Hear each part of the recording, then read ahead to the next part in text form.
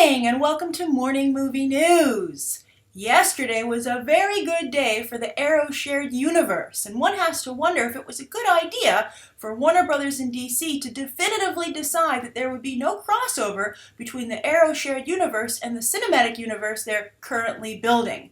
Marvel has all of their properties in the same space, although granted there isn't a lot of crossover yet. I think they're just waiting to have a hit on the small screen, and perhaps they'll get one with their Netflix shows. But still, the possibility exists, where it's been said over at Warner Brothers in DC that the possibility itself doesn't even exist. And again, I wonder if that really was a good idea, and perhaps they could consider backtracking on that. Although I do, on a side note, feel that Suicide Squad is going to end up being the breakout movie for the DC cinematic universe, and I'm curious as to what that's going to do to the power shift for the cinematic universe as a whole, with the villains having more star power than the heroes. But anyway, we're talking today about the Arrow shared universe, which I have to say, as you know, I do not partake in. I tried the first Arrow show. I was like, you know what? Not for me. But I've watched it grow, and at this point, when we're approaching its second spin-off after The Flash, that's the big news, you have to respect what they've built there, because it might not be like huge network numbers, but still the audience is strong enough and the interest is strong enough that it can support this growth, and that CW and Warner Brothers and DC feel this growth is warranted. So what is the spin-off? Well, it's Vixen, and she's getting an animated spin-off, which is going to not air on the small screen even there, but an even smaller screen, and we're talking about a web show on CW Seed. Now, CW Seed is a horrible name for any kind of endeavor, but it's their online hub, kind of like their Hulu, or perhaps even Amazon. And I have to say, in a world where Amazon wins not one, but 2 Golden Globes for Transparent on Sunday night, well then who knows what can happen anywhere. And I think we're really, of course, entering an era where content is king instead of branding and the overall network. So if this show is successful enough, it will not only still thrive on the CW Seed, but I'm sure the CW Seed is thinking it'll help that platform itself. Now, of course, this is an animated show again, not live action, and my guess would be that's because of Vixen's power set. She has a totem which gives her the powers of every animal. She, hails from Africa. We'll talk about diversity in the comic book universes in just a moment, but this has been a big week for that as well. But she calls on these different powers of animals. She can fly, she can run really fast, she has a lot of strength. I believe she can only do one at a time, I think. I'm not quite sure the specifics of her power set. We're going to have to get familiar with it. And of course, the creative team here can take some liberties if they wish. But in the past, in the comics, she's always been portrayed, when she calls on the spirit of an animal, you see like the shadow or like a vision of that animal behind her. And that would be really expensive and cumbersome to do in live action. So they're going to do it in animation. Also in animation, it's easy to have guest stars, right? You just have your actors, your favorite actors, Stephen Amell and company from Arrow, the Flash stars. They just walk into the voice recording booth, do a couple quick lines. They can do them all at once when the season's written, in advance, and then they just have to animate the action. So it will facilitate guest stars, and again, really complement Vixen's power set, and maybe potentially even what she can encounter in her adventures, because animation, allows you to be a little bit more aggressive than the budget you have on a CW show. And of course, if the show is successful enough, I wouldn't count out the idea of her becoming a flesh and blood character on either Arrow or The Flash. That could be a big ratings event to have her, finally debut there. So, it's not too late. They should keep that in mind when they're casting the voice actress for Vixen, that it should be somebody who can play her in the flesh as well. Now, the other thing that's very interesting here is that, of course, DC has a wonderful track record with animation. I don't know if Bruce Timm and Paul Dini and Alan Burnett, etc., that, really fantastic team are involved with this at all, but I think that Mark Guggenheim and company, and Mark Guggenheim, he's the one who was behind that Green Lantern movie, and here he is building this fantastically successful empire here around Arrow. So enough to make everybody forget what he did to not only poor Hal Jordan, but Ryan Reynolds. So he's, I think it's very smart to kind of build on that goodwill that already exists thanks to that other animated team. But I also find it very ironic in that most of the DC DC animated shows were canceled because they started to skew too female in their demographic, their fan demographic. Paul Dini's even spoken to this publicly, saying that he's had numerous meetings with animation executives saying, you know, this is a little bit too strong with female characters. We really want them to be in a secondary role because they just don't drive merchandising sales. So I think it's sweet justice and a nice bit of irony that the character that would be the lead here is a female character. However, we'll see if maybe those animation executives were right and that affects the popularity of this show and how it does. But I think the tie-in to the Arrow and Flash shared universe will help, be a little bit of a safety net in terms of viewership, especially if they can reference it on the show and make it a situation where you don't get the complete Arrow Flash viewing experience if you don't watch Vixen. Now, also, the other thing that I want to talk about, again, is diversity. This is a very big deal to have not only a female lead on this show, but a woman of color. I think that's very exciting. It's a great opportunity. Static Shock, of course, the rumor was that's being developed as well, I believe also for the web. So these are very exciting times. And then not only that, but the new trailer for Avengers Age of Ultron dropped late last night, and it featured what looked like maybe perhaps some developments in Wakanda and the very first seeds of the Black Panther storyline. And that role has been cast. Chadwick Boseman, fantastic person to put in that role, and the movie is legitimately on the horizon and it's set. So I think that it's a little late to the game, but I think that progress is progress, and I think it's very exciting. Now, what's left now is for people to support these endeavors and to show that there is an audience for it and that all of us who complained are going to actually watch these shows and support them. So make sure you see that. Make sure you watch Vixen. Make sure you get ready to see Black Panther, etc. All right, so that's the first story of the day. Now, the second story has to do with Star Wars, and we talk about Marvel and DC and the worlds that they're building, and they're so prolific in the films they put out that they're really monopolizing talent in Hollywood.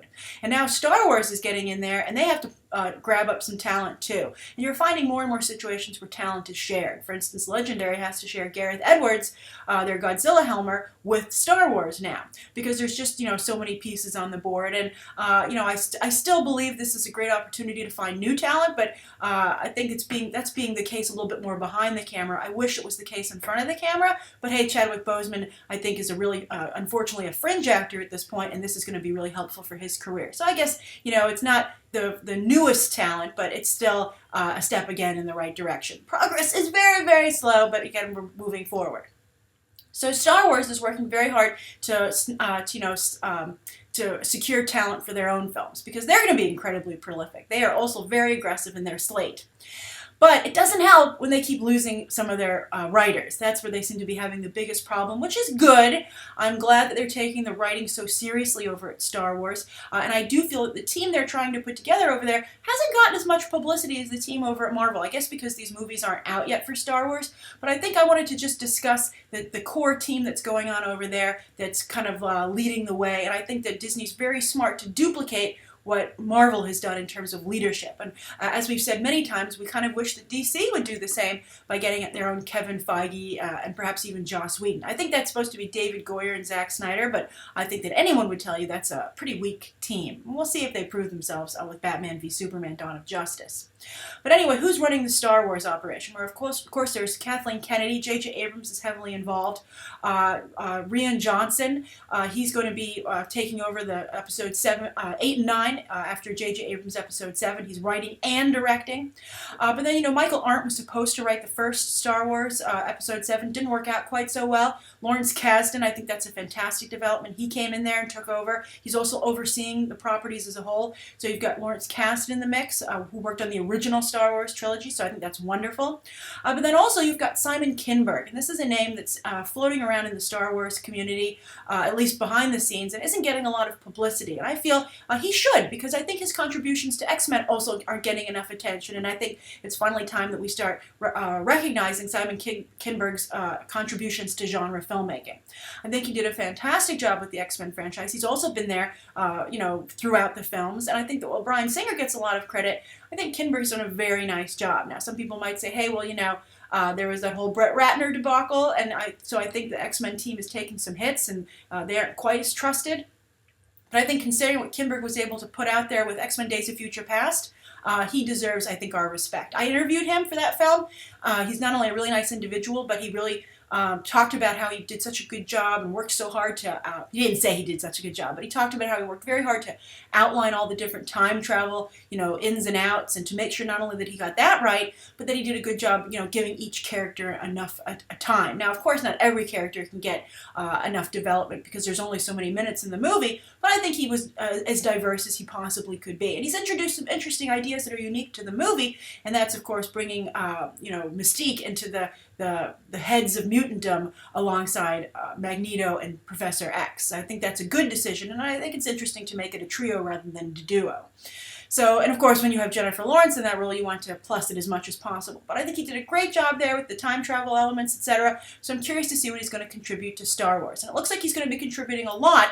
So far, the major project he's done is Star Wars Rebels. He spearheaded that animated series and wrote the first hour episode.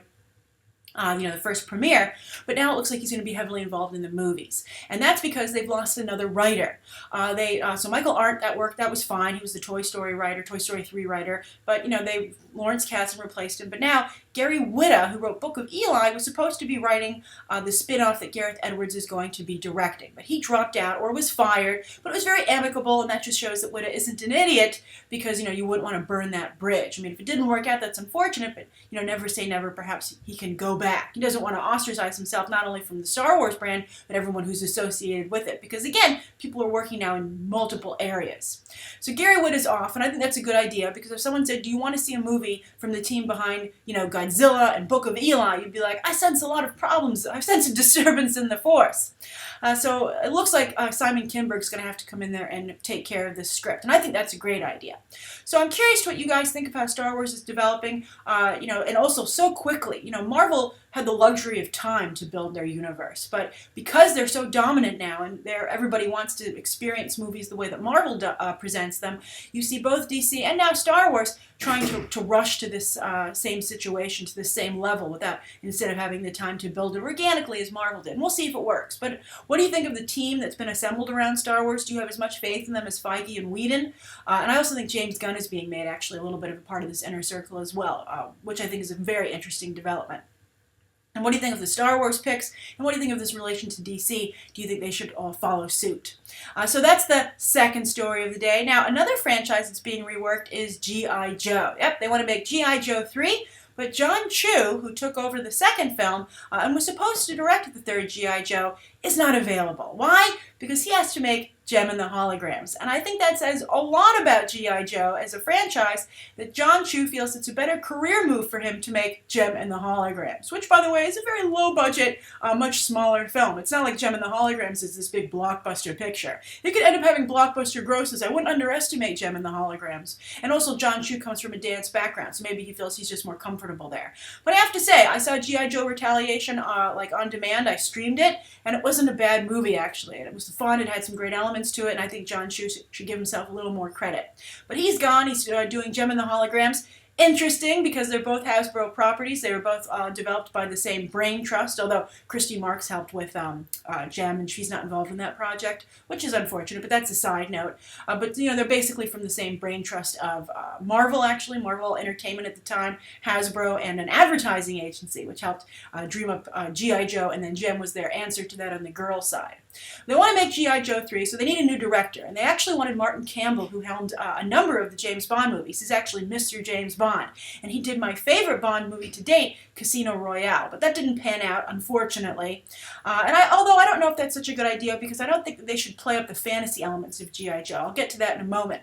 But who are they considering to direct? So it looks like DJ Caruso is their pick right now, and so they're in negotiations with him. So that name sounds familiar, right? It's not David Caruso, it's DJ Caruso, and he was teaming up with Shia LaBeouf for quite some time, back when Shia LaBeouf had a career. DJ Caruso directed Disturbia and Eagle Eye, two pretty solid movies, by the way, even though Disturbia was a ripoff of Rear Window. But then he also did I Am Number 4, which nobody saw, and didn't do much for Alex Pettyfer or Teresa Palmer's careers. So DJ Caruso, I think he's certainly competent, and he might be just cheap enough because of these flops that they can hire him for G.I. Joe.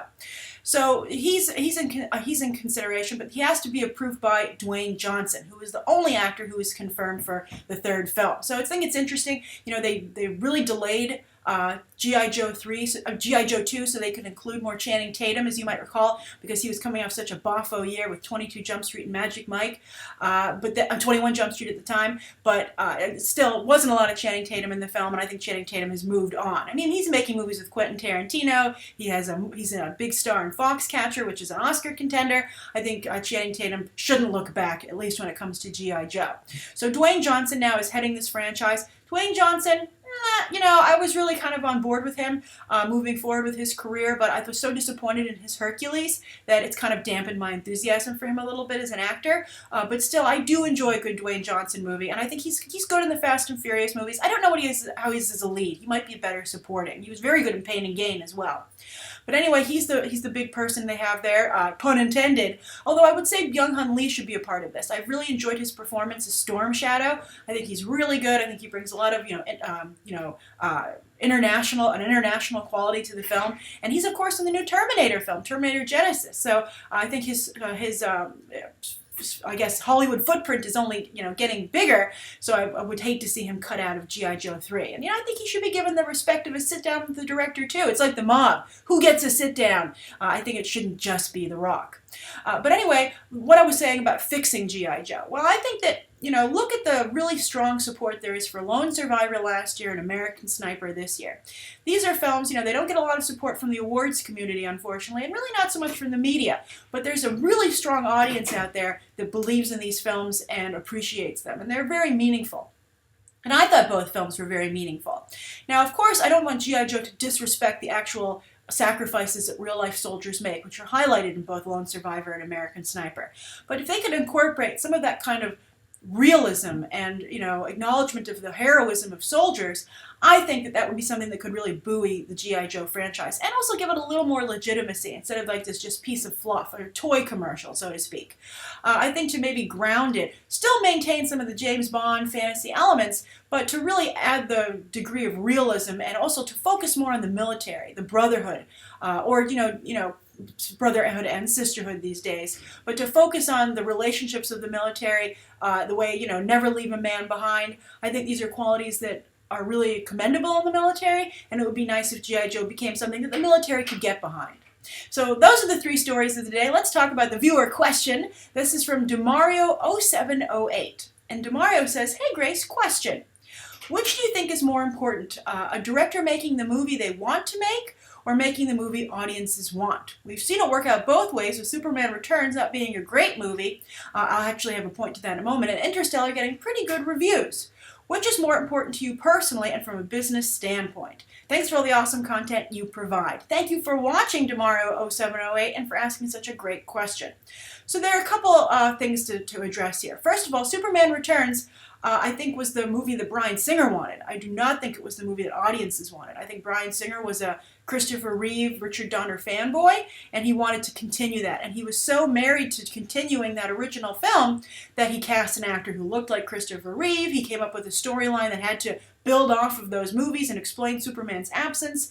And he did all that, but at the same time without recapturing the magic of those original films. Kate Bosworth, no Margot Kidder. Don't listen to Kevin Spacey on casting advice. He so infamously recommended Kate Bosworth because she just starred with him in his Bobby Darin bio, which nobody saw either.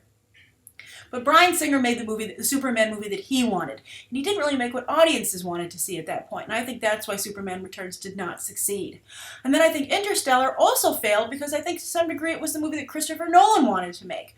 I think, it didn't fail, and I'm sure many of you will defend it in the comments, but it didn't reach the levels that it could have, I think, if Christopher Nolan had been a little bit more mainstream and commercially friendly. Now, I'm sure many of you will argue that his right to make that decision, and he definitely has it. But, just remember at the end of the day, Hollywood is a business, and you have to get your next picture greenlit. You want to maintain your prestige. You're jockeying with other talent for supremacy and who's the big filmmaker at the moment. There are a lot of other factors at stake. You're not creating movies in a vacuum. And that's an important thing to remember, both artistically, in terms of pop culture fandom, and also in terms of, financials, the business side of it. So I think both of those people, the reason those films have problems is because they made them for themselves. Now I think ideally you want to mix, because the audience doesn't always know what they want, and also sometimes you can surprise them. I think sometimes, I don't like the saying the audience doesn't know what they want. I think it's a little like you're talking down to the audience, but I just think sometimes you might have thought of something the audience isn't aware of. And so you can surprise them with that. But I think you need to really be aware of current trends in filmmaking, what actors' audiences like. You might love an actor, but hey, it's like Jake Gyllenhaal. You might love Jake Gyllenhaal. I love Jake Gyllenhaal, but you have to understand that a lot of people do not like Jake Gyllenhaal, and that's like the hard truth. So I think that's something you have to take into account. But then also there's the old Hollywood saying, you make one for them, one for you. Or maybe it's two for them, one for you. But, it's a way actors feel, actors in various talent feel, okay, well, I'll make my big CGI popcorn flick that the audience loves so then I can go have the capital to go and take a detour to make the indie film that I like. But I don't like that either. I think that's really, I think that's also a derogatory way to look at the audience. It's like saying we don't share the same interests in filmmaking. Your tastes aren't highbrow enough. And I don't think that's appropriate. I think disrespect for the popcorn movie is a real problem. People like ragging on Transformers 4, Teenage Mutant Ninja Turtles. Sometimes you just want a fun movie that you can turn your brain off. And this is something Michael Bay understands beautifully and why he consistently makes so much money at the box office. I mean, it made the most money in China, but still, Transformers made a lot of money here in the United States. It's one of the top 10 movies of the year. So he knows what he's doing. And, it's not like people were like, oh, I'm surprised at what Transformers is. This is the fourth one. We know what we're buying at this point, and we continue to buy it. So I don't think that anyone, industry people included, should look down their nose at popcorn fare. I think you should just be like, you know what, I'm going to be diverse in the kind of movies that I put out there. Now, as for the question is for, filmmaking, should it be for you or the audience? This is how I feel about it. This was a question posed in film school, and I got into a big argument about it then too, and it was the idea of why do you paint a painting? Do you paint it for yourself or do you paint it for, those to see it? And pretty much everybody argued that you painted it for yourself. But my feeling was, if you're painting a painting for yourself, just hang it in your own house. Don't put it out there for the world to see because you just did it for yourself. You had no interest in what other people got out of it. So I think that the act of painting it and putting it on paper, because it already exists in your mind. You don't need to materialize it, right? The act of putting it on, materializing it and making it real so that others can see it means that inherently it is for others. So I think that's a really strong part of entertainment and creation. You put it out into the world for it to be received. Now, of course, you want to maintain your artistic integrity. You want to, surprise people and give them put new ideas out there. But you also have to remember that, the arena that you're playing it in, and the art world itself, even the art world today, is just as business centric as movie making. You have to get in the right gallery, you have to get the right reviews, you need to sell it. Just go watch Big Eyes. I mean, that changed the art community, but whenever lots of money is involved, that's the name of the game. And if you want to make movies just for yourself, don't distribute them through a distributor. Go and make a movie, go on the art house circuit, but I'll warn you, even the MoMA, which airs film, quite famously, has recently done retrospectives of Tim Burton and Hitchcock, because that's what people want to see. They aren't interested in these, smaller artsy films that just don't appeal. Those are made for the artist and without much regard as to the entertainment value or, how it will speak at least to the audience. So I think that a mix has to be present, and I think you have to respect the audience. That's what I'd say. I think to come away from this question, DeMario 0708, isn't who should you be making this for, but you should not put a separation there. You should all be on the same page. We're all going to enjoy this together. I'm so excited for you to see it. I hope you like it. I've put some new ideas out there, but I think that it also plays into what you're interested in right now. I think these divisions and disregard is the real problem. All right, so thank you so much for your question. Thank you, everybody, for tuning in. Please write down today what you think of today's top 3 stories and the viewer question, anything you'd like to see covered tomorrow, and any questions that you might have. Thanks for watching. Bye.